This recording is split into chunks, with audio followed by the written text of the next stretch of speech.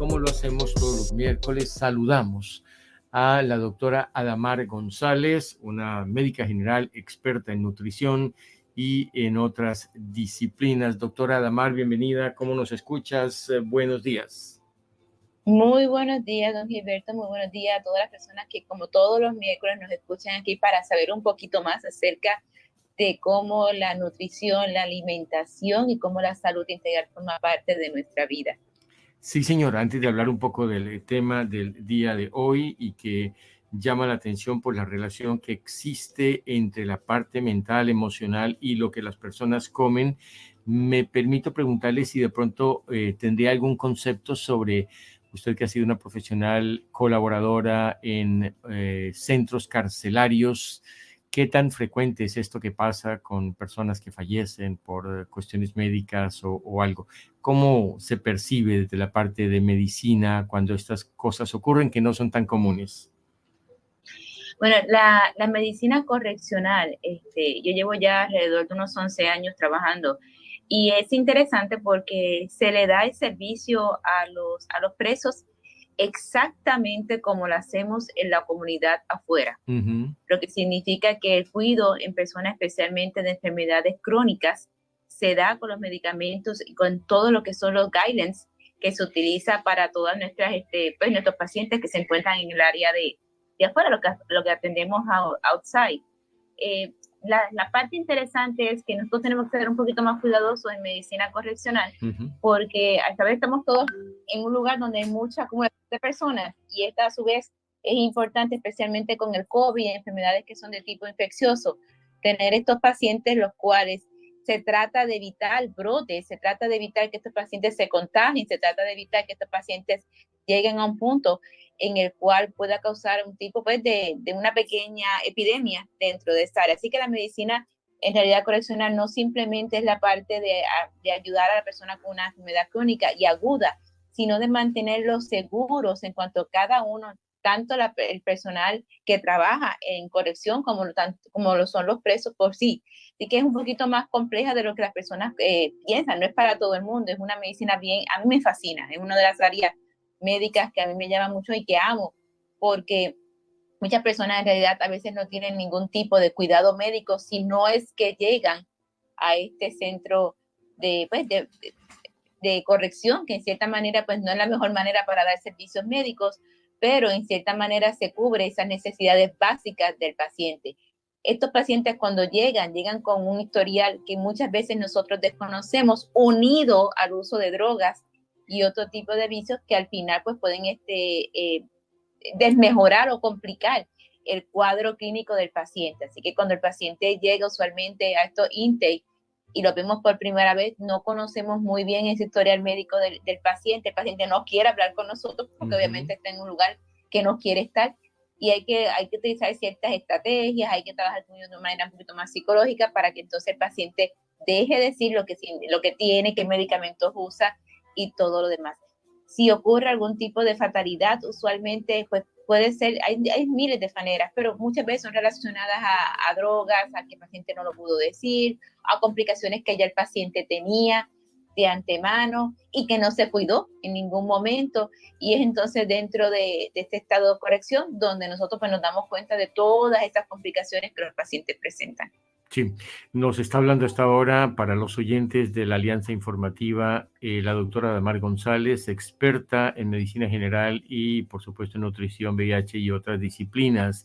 Y gracias por ayudarnos a entender esta noticia de la cárcel polémica de Rikers en Nueva York, que es una isla donde han ocurrido ya 8 fallecimientos este año. Gracias por que esto ni estaba preparado, pero una profesional como la doctora Adamar, que lleva 11 años trabajando con centros carcelarios, pues qué buena oportunidad para poder hablar del tema. Muy bien, a lo que vinimos, doctora Adamar González.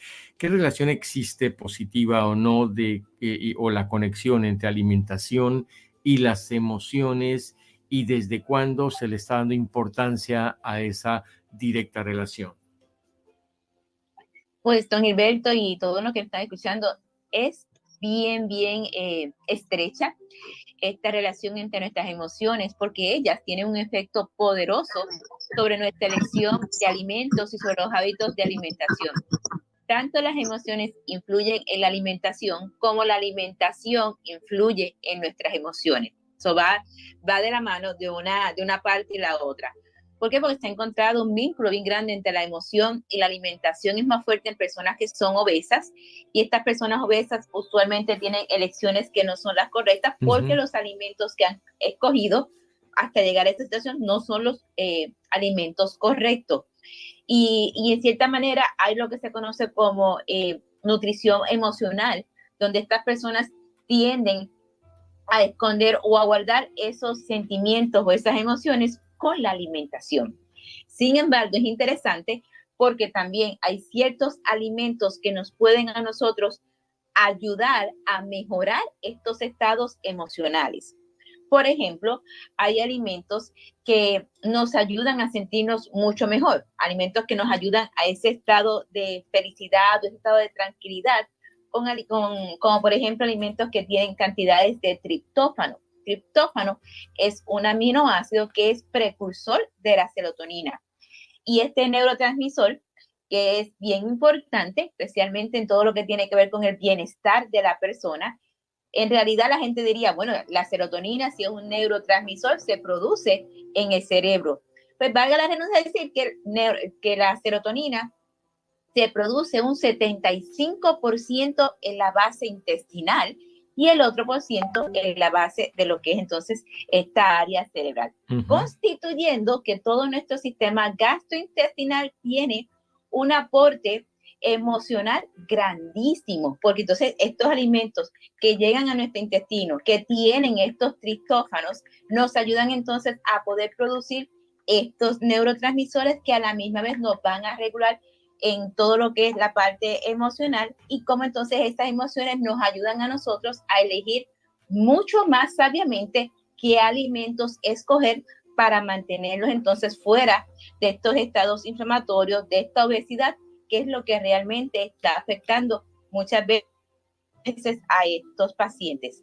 Dentro de estos alimentos que tienen serotonina, por decir un ejemplo, porque hay muchísimas más, está por ejemplo el salmón, la leche, los huevos, queso, el pavo. Son alimentos que son altos en triptófano y que después, mucha gente piensa que en día de Thanksgiving comen pavo y se quedan como medio dormidos, como que medio relax, y es por eso, que estos tienen gran cantidad de triptófano. Pero sí, existe esta relación enorme, ya tanto de las personas escoger qué alimentos van a consumir a través de sus emociones y cómo esos alimentos lo ayudan a moldear o a mejorar esas emociones.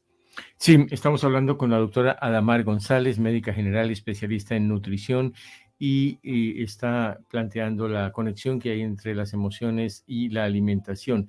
Quizás esto ha llamado la atención en lo que algunos consideran alimentación emocional, que es comer en respuesta de algún evento o estado de ánimo.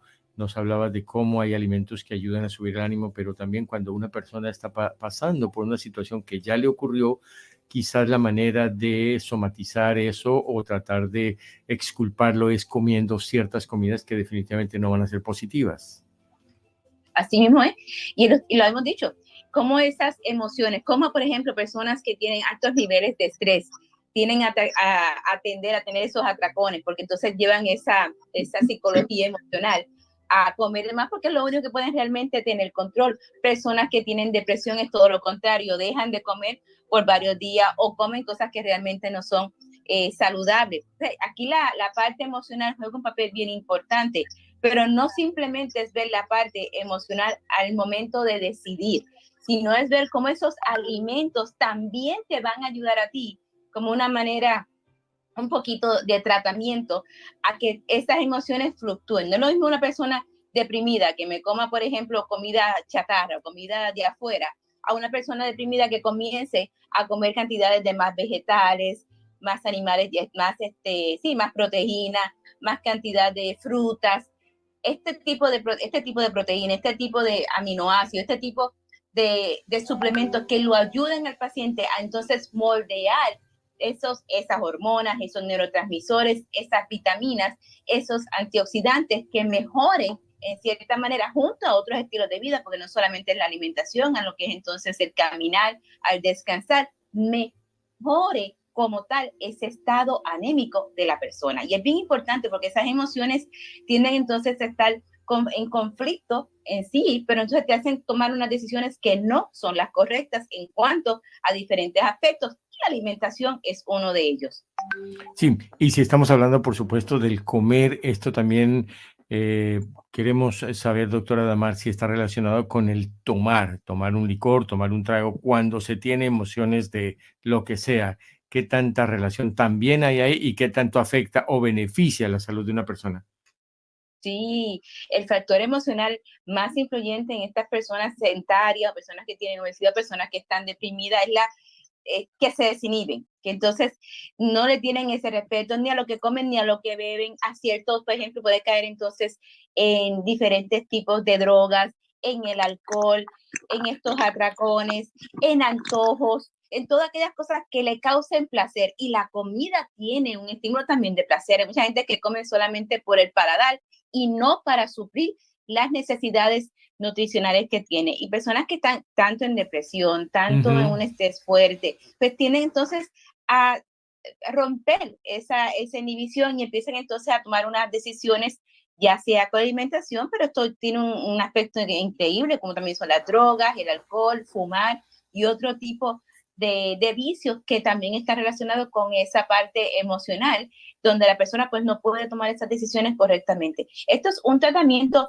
yo diría, multifactorial, donde sí podría quizás haber un aspecto de tratamiento farmacológico, pero la nutrición aquí es importante. La parte de la actividad física es importante porque todo constituye a que el ser es un ser integral, un ser es lo que es el cuerpo, alma y espíritu, y donde todo está entrelazado. Y la alimentación, como siempre le hemos dicho, es parte integral de tu cuerpo porque va a formar parte de esas moléculas en el cerebro, en el estómago, en todas las diferentes áreas, especialmente en nuestro DNA, que más adelante son los que van a constituir las próximas proteínas, los próximos tejidos, las próximas partes de nuestro cuerpo.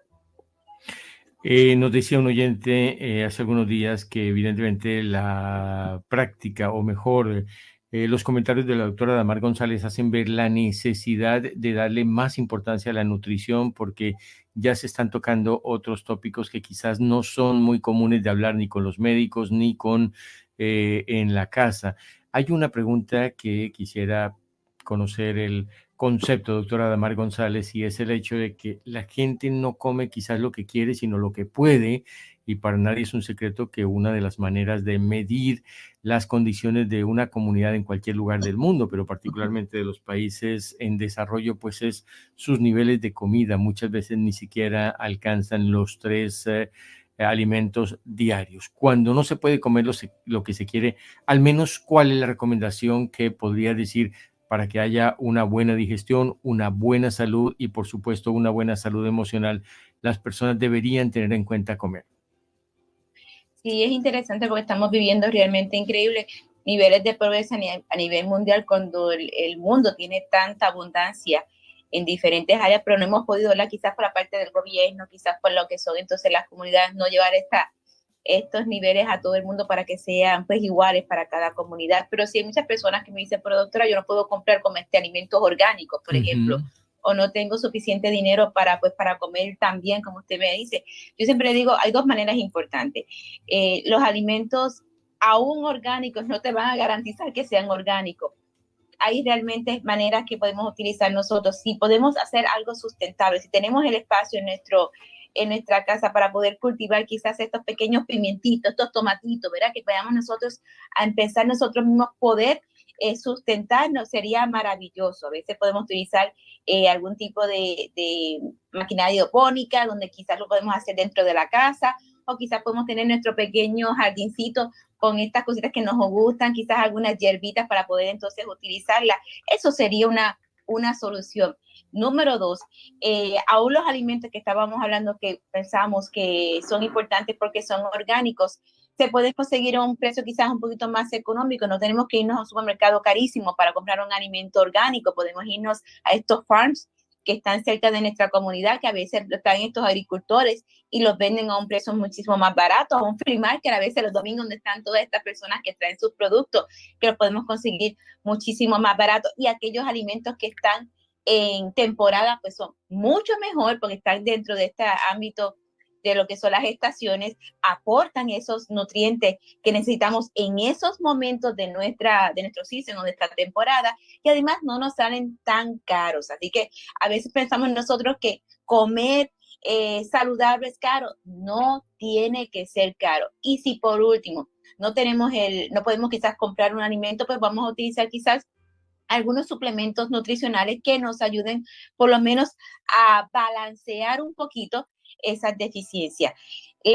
Ahora realmente lo que estamos viendo es que las personas pues comen muchísimo más carbohidratos, quizás porque pues, son más baratos, porque quizás nos hacen nosotros pensar que esos carbohidratos nos van a ayudar. Sí, son buenos, pero hay carbohidratos que realmente estamos consumiendo en exceso muchas veces de fuentes que no son saludables, y entonces pues son más baratos que los que serían unos buenos carbohidratos, y estoy hablando de frutas y vegetales comparado quizás con flake o con algo que quizás es mucho más barato, un hamburger que quizás es más barato, pues hay que tener un poquito más de elección. Y si entonces eso sería la última recurso, aprender a comer un poquito más por porciones, quizás tener un poquito más de sabiduría en cuanto a decidir qué carbohidrato de los que tenemos presentes en nuestra casa es mejor. Quizás algo que sea una fruta comparado con algo que venga de cajita o algo que sea una comida que sea de la calle. Entonces, hay que tener un poquito más de conocimiento en cuanto a qué vamos a poder elegir, porque todos podemos siempre elegir una buena decisión en cuanto a una buena nutrición. Sí, señora. Doctora Adamar, Joana Rayo de blogjuvenil.com, nuestra asociada, tiene una pregunta para usted. Joan. Buenos días, doctora Damaris. Adamar. Adamar, se dice que las redes sociales como TikTok pueden alterar la vida emocional. ¿Esto es cierto? ¿Y qué comida podríamos darle a nuestros hijos para que disminuya la exposición al TikTok y a estas redes sociales? Joana, ¿cómo estás? Salud.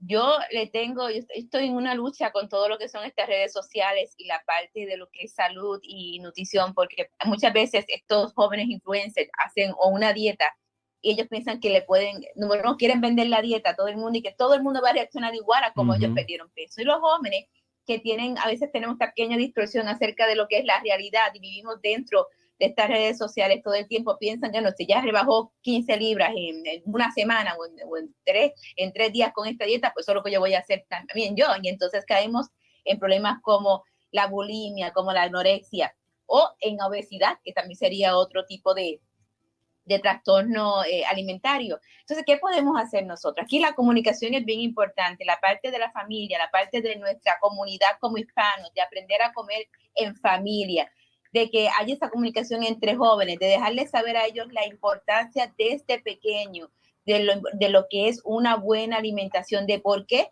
comer este tipo de alimentos te va a ayudar a ti a llegar a unos retos, a unas metas en un futuro.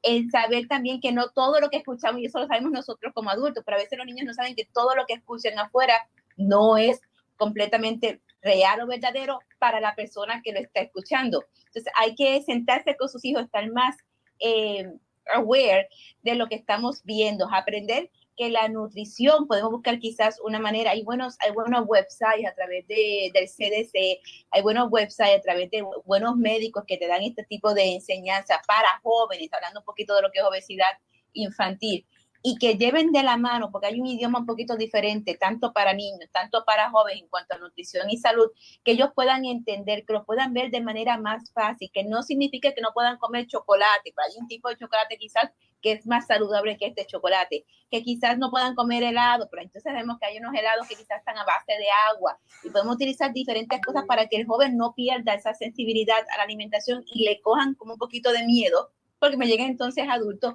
donde no quieren comer absolutamente nada porque de chiquitos han comido o esto es malo, o esto es bueno, o esto no se debe comer, o han tenido una percepción diferente de lo que realmente es la alimentación, o simplemente comen para pagar lo que le gusta me lo como y lo que no me gusta no me lo como. Yo creo que hay mucha educación aquí envuelta, mucha educación de parte de los familiares, sentarnos con nuestros hijos, explicarles realmente la importancia de lo que no es simplemente la parte de comer, sino la importancia de hacer ejercicio, que también muchos jóvenes no lo hacen, la importancia del descanso, la importancia de poder mantener niveles de estrés bajos, la importancia de tener metas a corto y a largo plazo, para que entonces los jóvenes desde pequeñitos encuentren qué realmente les gusta y entiendan el valor de lo que están consumiendo. Doctora Adamar González, médica general, especialista en nutrición y otras disciplinas, gracias por ser esa fuente para nuestros oyentes de no solamente decir las cosas, sino como lo estás diciendo, los distintos tópicos, porque eso demuestra cada vez más que la nutrición y esta disciplina a la que usted se ha dedicado durante muchos años, pues tiene que ver no solamente con el acto de comer, sino de cómo comportarse y de cómo tener una vida mucho más activa y más efectiva como parte de una sociedad. Le agradecemos muchísimo y podríamos quedar hablando mucho tiempo sobre muchos temas, inclusive la experiencia suya como médica tratante en un centro carcelario. Así que gracias por esa información de valor. ¿Dónde la pueden encontrar? ¿Una red social? ¿Una página web? Sí, claro que sí. Estamos siempre en nuestras redes sociales de Facebook e Instagram. Y quisiera coger 2 segunditos más para decirle a Dios que estamos todavía en nuestras inscripciones para el Gut Challenge, que es un reto que estamos trabajando para el mes de septiembre, en la cual podemos mejorar desde el interior a través de la restauración de nuestro sistema gastrointestinal, donde lo único que vamos a perder va a ser inflamación, dolor y hasta un poquito de peso. Así que los invito a todos, nos pueden seguir en nuestras redes a través de Adamar González MD y en Instagram a través de doctora Adamar González. Así que gracias siempre, yo al contrario, siempre gustosa de estar aquí con ustedes dos y con todo este público que nos sigue, y nos veremos entonces la próxima semana con otro tema interesante acerca de salud y nutrición. Sí, señora, muchísimas gracias, doctora Adamar González. Deseamos un resto de miércoles muy feliz y si Dios lo permite, en 8 días nos volvemos a encontrar. Así será. Dios me lo bendiga.